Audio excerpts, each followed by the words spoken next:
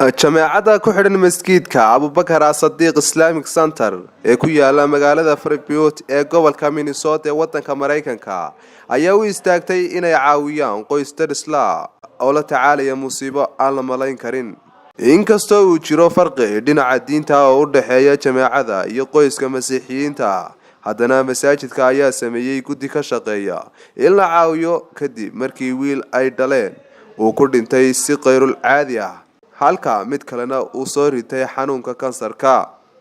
wiilkan oo dhintay bishii December ayaa cunay raashin loogu tala galay bisad ay qoyskani xanaaneynayeen arintaas oo sababtay geeridiisa cuniga kale oo daadiisa lagu sheegay 10 jir ayaa isaguna aad u la irdaran kansarka awoodda badan oo halis galiyay naftiisa muddo hal saac gudaheeda ayay culimada masaajidku ururiyeen $10 iyagoo sidoo kalena u duceeyay qoyskaasi Masiixiyiinta lacagtii la ururiyay ayaa lagu sheegay inay gaarayso $6,000 Maraykanka